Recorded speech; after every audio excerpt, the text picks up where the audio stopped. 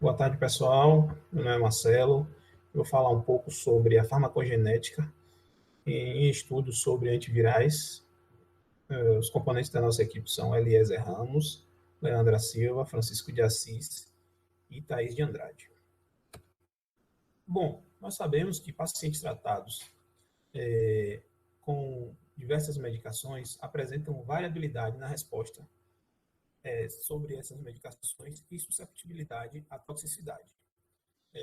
De fato, uma considerável parte dos pacientes apresentam, a uma determinada dose padrão da medicação, apresentam respostas que vão ocasionar a melhora desse paciente.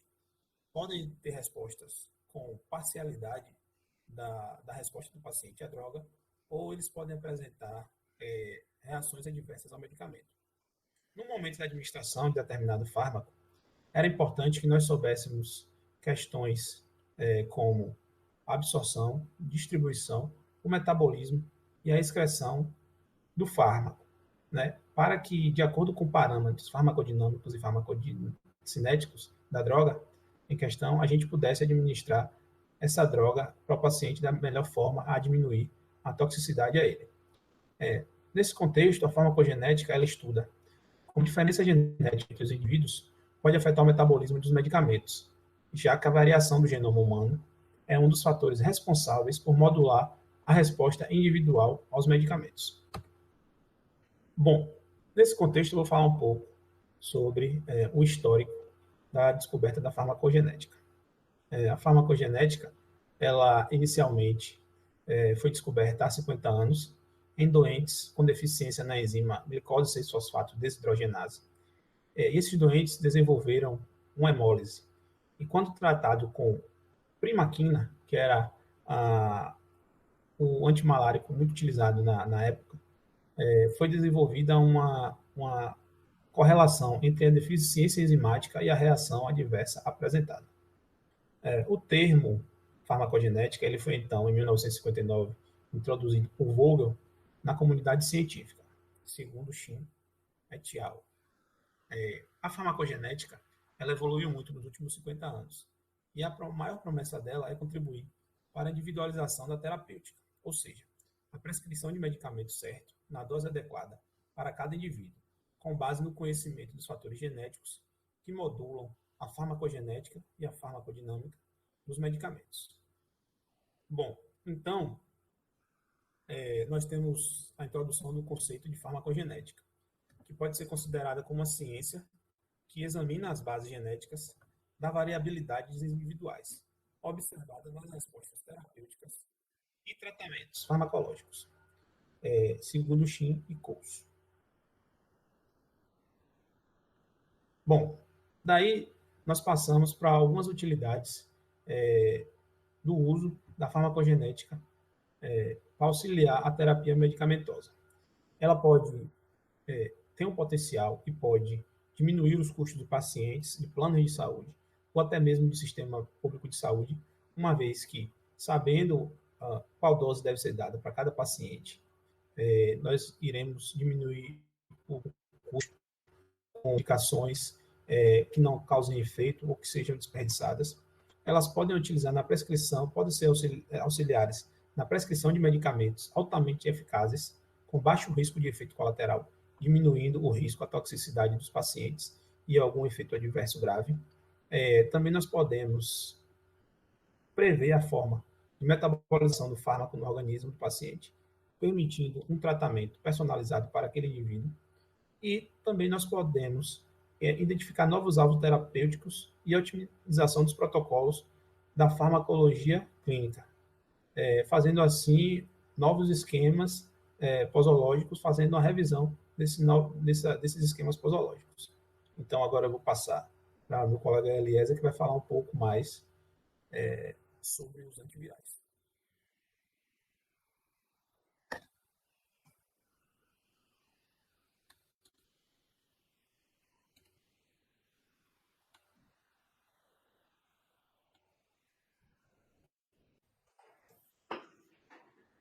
Então, dando a sequência na apresentação, vou estar falando um pouco de vírus e antivirais.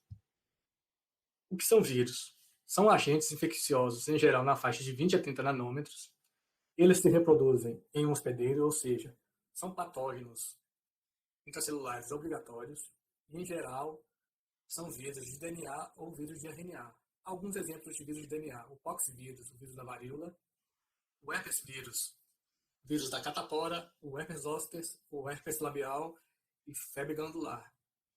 O adenovírus, aquele vírus da dor de garganta e conjuntivite. E o papilomavírus, verrugas. Vírus de RNA, o ortomixovírus, vírus da gripe, o paramixovírus, sarampo, cachumba, infecções do sistema respiratório, o vírus da rubéola e o rabinovírus da raiva. Uma noção básica sobre vírus temos, mais externamente, esse envelope lipoproteico que contém proteínas de superfície, que vai estar possibilitando o vírus a se ligar na célula hospedeira. Mais internamente, unidades de proteínas vai estar formando o capsídeo. No plano anterior vai conter o ácido nucleico, que pode ser DNA ou RNA. Vai ser o genoma do vírus, e esse genoma vai propiciar o vírus infectar uma célula e desenvolver o seu ciclo infeccioso. E o conjunto do ácido nucleico e o capsídeo, a gente tem o núcleo capsídeo. Uma breve história dos antivirais. O progresso da quimioterapia antiviral começaram na década de 50. Com isso, os estudos da terapia antineoplasia propiciou o desenvolvimento de fármacos que inibem a síntese de DNA viral. Os dois antivirais de primeira geração temos o 5-iodo desoxiuridina e o trifluorotimidina. Esses dois com pouca especificidade e alta toxicidade. Eles não podem ser usados para uso sistêmico, pois eles inibem tanto o DNA viral quanto o DNA do hospedeiro. O conhecimento de mecanismos envolvidos na replicação viral forneceu uma compreensão de etapas as quais podem estar sendo alvos para uma possível terapia antiviral. Recentemente se busca fármacos com maior seletividade, maior potência, maior estabilidade e menor toxicidade. Alguns antivirais na aplicação clínica.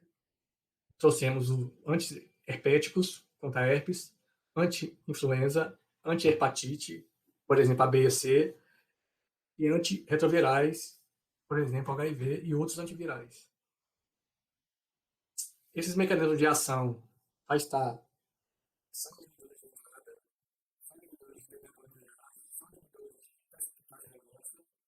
são inibidores de desmontagem, são inibidores de integrase, são inibidores de proteases e imunomoduladores contra os vírus. Alguns exemplos de inibidores de entrada. Trouxemos o Marovic, que é um inibidor do HIV. Ele, para estar sendo usado e ter uma eficiência boa, ele precisa de uma prescrição de pesquisa do tropismo com esse vírus. Ele é administrado via oral, pode causar aumento da bilirrubina, níveis de amilase e lipase. E é uma boa opção contra vírus resistentes a antirretrovirais. Outro inibidor de entrada, trouxemos o docozanol. Ele vai estar inibindo o vírus simples da herpes. Ele é um álcool saturado de cadeia longa, impede a fusão do envelope lipídico do vírus com a membrana plasmática das células. Ele é administrado via tópica, usado em herpes orolabial repetitiva, deve ser iniciado em fase inicial da lesão, sem efeito em estágio papuloso. Outro inibidor de entrada, a gente traz o alevizumab, inibe o vírus sincicial respiratório. É um anticorpo monoclonal recombinante. Como eu já falei, ele inativa o vírus sincicial respiratório, impedindo sua fusão com células do hospedeiros e é administrado via intramuscular. É utilizado somente em pacientes com alto risco para infecção para VSR. Também trouxemos inibidores de proteases, que inibem competitivamente a protease viral, impedindo a clivagem de polipeptídeos precursores de proteínas essenciais. Por exemplo, o Saquinavir, primeiro desenvolvido, e não é mais prescrito, pois devido à sua alta carga de pílulas. O ritonavir, potente inibidor da CYP3A4. Indinavir exige alta ingestão de água e ele é nefrotóxico. E o tipranavir, HIV resistente a outros inibidores de proteases. Alguns inibidores da DNA polimerase. O aciclovir vai estar tendo uma ação discreta sobre o HIV-1 e herpes. O fasciclovir também pode estar agindo contra a herpes e contra o vírus Epstein-Barr e o HBV. O ganciclovir tem uma ação 100 vezes maior contra o citomegalovírus. A ribavirina age também sobre vírus de RNA, por exemplo, a hepatite C. O adenofovir, potencialmente genotóxico, nefrotóxico, hepatotóxico e apresenta toxicidade linfóide. E, por último, o lamivudina, inibe também a transcriptase reversa do HIV. Alguns inibidores de integrase. Ele é um análogo de perimidona. Liga-se à integrase viral, inibindo a transferência do filamento do provírus, impedindo a integração do DNA viral ao genoma do hospedeiro. Ele é administrado via oral. Cátions polivalentes podem inativar ele, por exemplo, os antiácidos. E os efeitos adversos, podemos ter cefaleia, náuseas, diarreia, insônia, tontura e fadiga, podendo causar também a miopatia. Os imunomoduladores, por exemplo, os interferons contra hepatite B e C, inclusive disponibilizados no Sistema Único de Saúde. Temos o interferon alfa, que é uma citocina potente, exerce indução do estado antiviral e é antiproliferativa, utiliza a via de transdução de sinais da ProTK-STAT e induz transcrição gênica, tem efeito sobre todas as fases do ciclo de vida do vírus e também é o principal na síntese de proteínas de muitos vírus.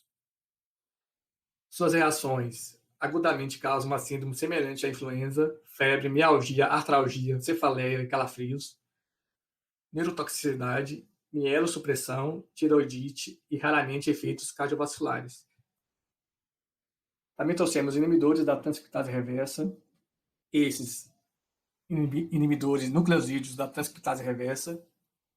Exemplo deles, o azidovudina, o AZT, profilaxia para HIV junto com entricitabina, causa fadiga, mialgia, mal-estar, insônia, náuseas e cefaleia. Estavudina pode causar neuropatia periférica. A lamivudina, baixa toxicidade e tem ação contra o HBV. Inclusive, a gente traz um pouco sobre o estudo da farmacogenética desse medicamento e a terapia antiviral. O abacavir pode desencadear síndrome de hipersensibilidade peculiar, potencialmente fatal. Também trouxemos um estudo da farmacogenética dele. O tenofovir, ação contra o HBV. O entracitabina, baixa toxicidade, ação contra HBV também. O didanosina, ação contra HTLV1 e pode causar neuropatia periférica e pancreatite. E é isso. Vamos falar um pouco agora sobre como a farmacogenética se relaciona com os antivirais. Então, o primeiro exemplo que eu trouxe aqui é da lamivudina e a hepatite B, da resistência à lamivudina no tratamento da hepatite B. Então, estudos mostraram que o tratamento a longo prazo com a lamivudina, ela causa mutações no gene da DNA polimerase do vírus da hepatite B. E a mutação mais prevalente é na região YMDD, posição 552, mas também é possível outros tipos de mutações, como mutação M552I, na qual ocorre a substituição da metionina pela isoleucina na posição 552, e isso produz uma redução de até 10.000 vezes na sensibilidade à lamivudina, ou seja, prejudica bastante o tratamento com esse antirretroviral. Tem também a mutação M552V, que é a substituição da metionina pela valina na posição 552, e produz uma redução de 150 a 300 vezes.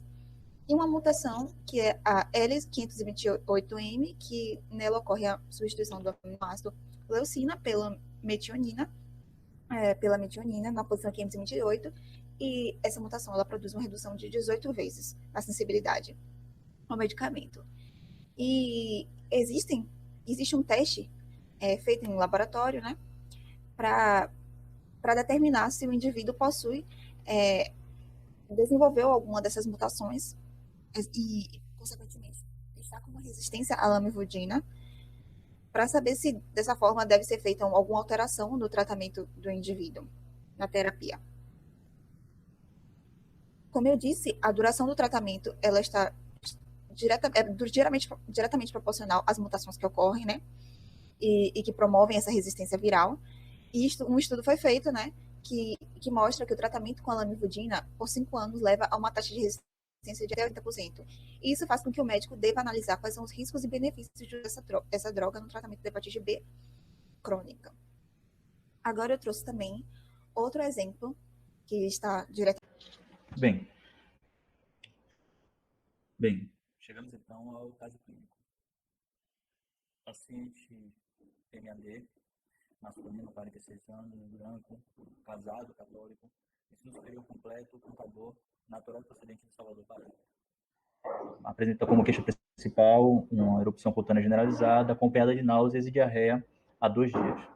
O paciente recorreu ao serviço de urgência apresentando exantema maculopapular generalizado, discretamente pruriginoso, referindo início em face e tronco com posterior progressão para membros inferiores com 2 dias de evolução.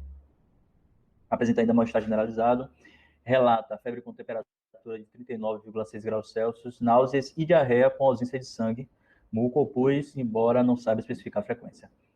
Relata ter sido diagnosticado com HIV positivo há 8 meses, sem comorbidades conhecidas, e havia também iniciado terapia antirretroviral com uso de lamivudina 150 mg de 12 em 12 horas e abacavir 300 mg também de 12 em 12 horas, 10 dias antes do início do quadro. Ao exame clínico não se verifica a presença de adenopatias e ao exame bioquímico observa-se uma deterioração da função renal. Temos como suspeita diagnóstica e condoterapêutica, inicialmente o quadro interpretado como uma reação de hipersensibilidade aos antirretrovirais com a devida suspensão da terapia antirretroviral em curso, no caso a lamivudina e o abacavir, e início de uma hidratação endovenosa e corticoterapia oral com metilprednisolona na dose de 0,5 mg por quilo ao dia, seguida de um desmame lento.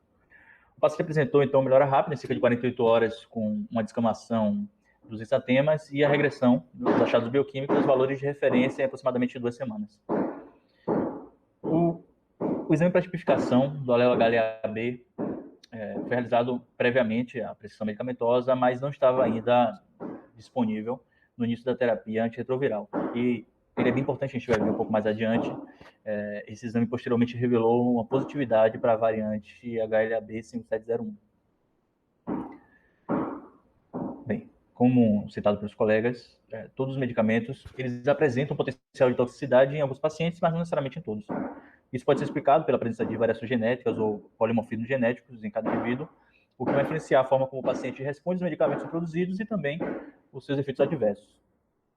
No caso específico dos antivirais utilizados em pacientes HIV positivos, é importante observar que esses medicamentos podem causar toxicidade que se confundem, geralmente, com manifestações da própria infecção pelo HIV, e isso torna ainda mais relevante a avaliação de efeitos colaterais adversos na proposta terapêutica. A farmacogenética ela está sendo estudada no âmbito da terapêutica do HIV, devido ao longo prazo de tratamento e também à toxicidade desse tratamento para os pacientes. E com isso, a terapia antirretroviral altamente ativa tem sido beneficiada por ferramentas preditivas para identificar a combinação desses fármacos mais provável de ser tolerada, eficaz e também apresentar uma menor quantidade de efeitos adversos.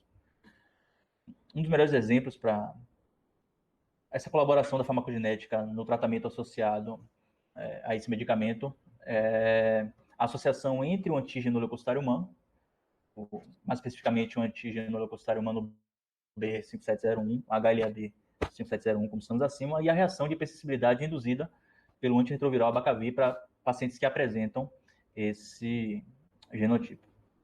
Para a utilização desse fármaco, então, os protocolos clínicos e as diretrizes terapêuticas para manejo de infecção por HIV, que hoje são utilizados no Sistema Único de Saúde, requerem sempre a sequenciação prévia desse genótipo, né, desse gene da família do antígeno leucocitário humano, por conta de possíveis polimorfismos associados à reação de hipersensibilidade e ao uso de abacavir.